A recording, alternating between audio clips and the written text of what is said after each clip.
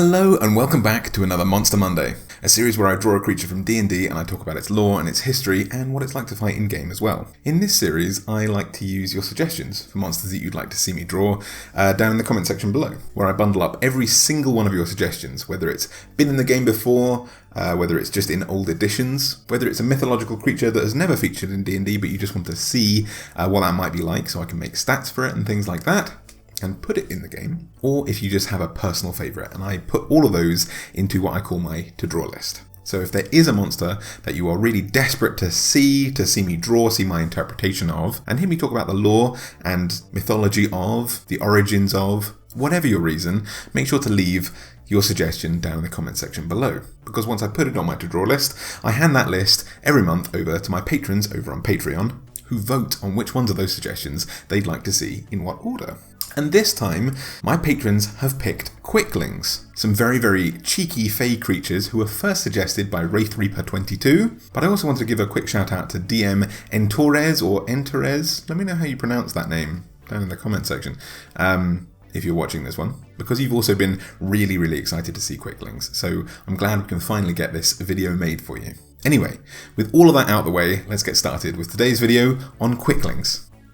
So, Quicklings first appeared in 1983's Monster Manual 2 for 1st edition, and what they are essentially tiny fairies, part of what we call the Fae, unique to Dungeons & Dragons, who travel at, as their name would suggest, incredibly fast speeds. They actually run at 120 feet per movement action and are almost too quick to see, which is represented by a rule called blurred movement, which, kind of like a Displacer Beast's displacement ability, means that everyone has disadvantage to attack these creatures, although if you can catch one and restrain it, or knock it out, these effects are completely nullified.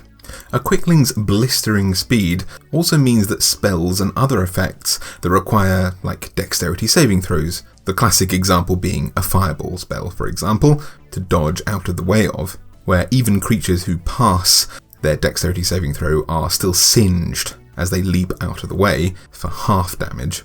In this example, or something similar, a Quickling would instead avoid all damage completely, but even if they fail, they're still quick enough to dodge out of the way and kind of take half damage anyway, even if they fail that check. And it's a good thing for them too, because as a challenge rating 1 creature with only 10 HP, they are not strong survivors.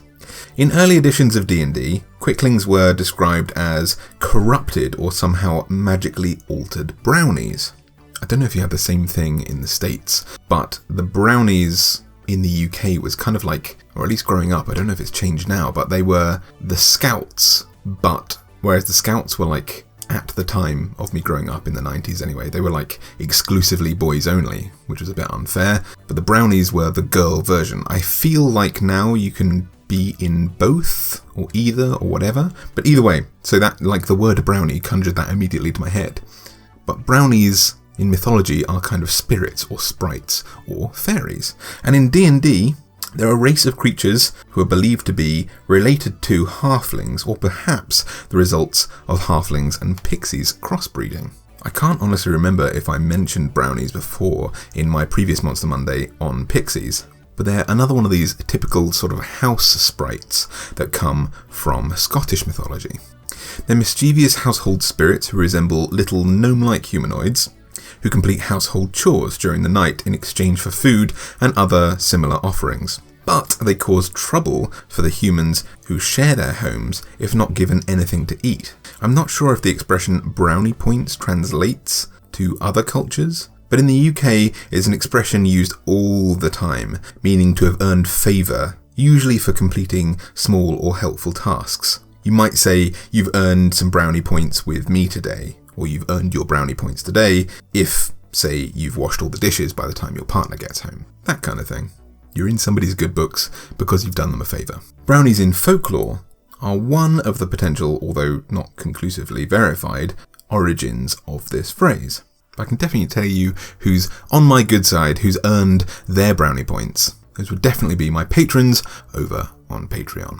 If you don't know, I get to make videos like this every single week for you because my patrons help to fund me doing this. They contribute everything from as little as $1 every month, all the way up to the very, very highest levels, and they get all sorts of rewards, including things like copies of this illustration. You might have seen at the end of my videos that a lot of them are added to the credits at the end of my videos, but we also do things like one-on-one chats, and there are a few more things coming soon that I hope to add to my Patreon list. But importantly, one of the biggest draws, one of the things that people are most interested in, is how they contribute to the Monster Monday system. So as I may have mentioned before, all of these videos are based on your suggestions, which you leave for me down in the comment section below, of monsters that you'd like to see me draw or hear me talk about, research the lore of, and so on. And I bundle up all of your suggestions, and I add them to what I call a to-draw list. And then every month, I pick the 10 most popular, the most frequently suggested monsters, and then I hand that list over to my patrons over on Patreon, who, regardless of how much or little they choose to contribute to the channel, all get an equal vote on which monsters they would like to see. So essentially they vote on their top 4, I pick the 4 most popular that they have voted, and then that determines which Monster Mondays I do next. So if you'd like to help me make these videos, and the idea of having more control over the channel, more control over the videos that you see from me sounds appealing to you, then I'll make sure to leave a link to my Patreon page down below in my description box, so if you're interested, you can go and take a look there and hopefully join our little community. But anyway, I was talking about brownies. Brownies in D&D, and in traditional folklore, are usually illustrated like small, squat elves, or I suppose halflings in D&D, with large pointy ears. So too are the Troublesome Quicklings. In first edition's artwork, they appeared like sort of traditional fae. They were very squat elves, essentially, with very, very wild, kind of almost Wolverine-like quiffed up hair, and they were armed kind of like nobles, I suppose. Medieval nobles. They had tights and boots and gloves, a nice fancy looking sword, and this is because in D&D, the fae are usually broken up into courts, which has a kind of regal element to it. And so to fit in with the fae, they kind of look like nobility, I guess. And this is echoed in 5th edition, which, in this illustration, which appears in Volo's Guide to Monsters, is basically a repainting of that original image with much more recent artwork. It's absolutely beautiful, and if you compare the two, the 1st edition and 5th edition, it's a really nice homage to the 1st edition original artwork. However, as per usual, I couldn't help but have my own spin on things. I'm an artist after all, that is totally what we do, so I want to draw how I picture these things, rather than how they've been traditionally depicted. Now, whenever I think of the Fae, although the Fae are very mischievous, I always think of nature as well. It's kind of the uncaringness of nature that draws me to the Fae, this kind of mischievous and troublesome nature. It lives independently of us, it's not reliant on us, and so I often draw all of my fairies and my fae in some way connected to trees and nature and plants and insects, things like that. As I say, you might have seen my pixie video where I drew a very sort of like butterfly and insect inspired pixie, and I wanted to carry that look over into the Quicklings. So as I go on, you'll see that this creature is made up of bark and leaves and things like that that kind of form into cohesive shapes that resemble a humanoid creature. But also, as soon as I opened 5th edition's Volo's Guide and I saw the illustration of Quicklings as these blue-skinned elf-like creatures that were moving incredibly fast and they're very, very small, all I could think of with their quiffed back hair was, oh my god, they've put Sonic the Hedgehog in Dungeons & Dragons. So with the release of the Sonic the Hedgehog film, and with that inspiration key to my mind, I thought, let's go nuts with the Sonic the Hedgehog inspiration, because these guys gotta go fast.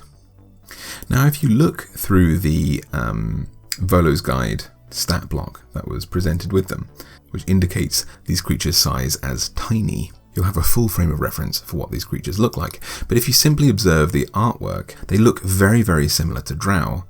And like the Drow, these creatures actually have a really unfortunate origin. They are originally creatures from the Feywilds, unsurprisingly, and as a result, these creatures, just like other Fae, were very like elves, tall and proud, Epicurean, splendid, but fundamentally egotistical and lazy. We're told that at some point in their history, they were called upon by the queen of the gloaming court of the Fae, a court representing natural beauty, primal magic, and also darkness. The Fae that were to become Quicklings didn't even fail to answer her call, but rather took too long to respond and offer aid. and as a result, this queen cursed the entire species. They all shrank to their diminutive stature, and she altered time around them to displace them from reality. To all onlookers, they would race almost faster than vision could keep up with, but to the Quicklings, time seemed to slow down. They were trapped, waiting forever for the events of the rest of the world to unfold. So they don't so much run everywhere as they stroll at an incredible speed, because time moves at an infuriatingly slow pace to them. Maddening slowness and boredom leads to their mischief and pranks, and any DM or any player, I suppose, will attest to the fact that if they're in your campaign setting and you've met them before, you'll realise that they are one of the most annoying and infuriating creatures ever. But it's easy to put yourself in their shoes because, let's say they're trying to communicate with you, let's say you're trying to bargain or trade with one of these things, they have to wait for you to speak. And in order for you to understand them, they have to slow down their speech to something like, one word every minute to them, so that it comes out at a speed that you can understand.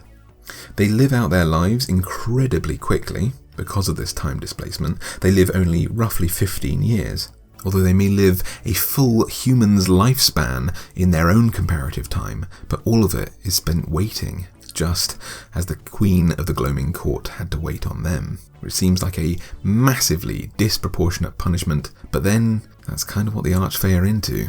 So they get around their depressing lives and the mind-numbing slowness of the rest of reality by causing pranks and tricks and wreaking havoc on parties, just because it's something to do while they wait for the inevitable repercussions of their actions.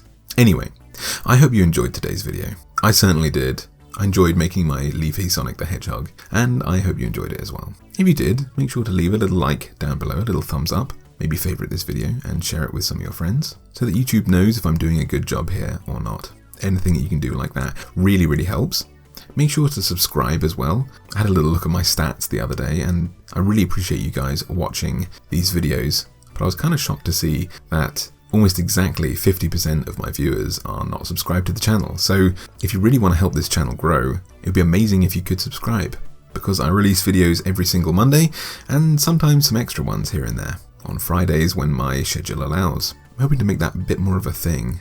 I'm working on setting up a decent working space so that hopefully I could do some live streams and things, and there's been a lot of calls for my magic item workshops to return, so maybe once I can carve out a little workspace that might look decent for a live stream, I could start doing things like that. But anyway, the next time you lash out at the massively annoying creatures that your DM has thrown in the path of your party, make sure to have a think about what their lives might be like as well, because the only reason they might be troublesome, aside from their fey nature, might be that they have to suffer through hideous time dilation. So until next time, happy monster hunting.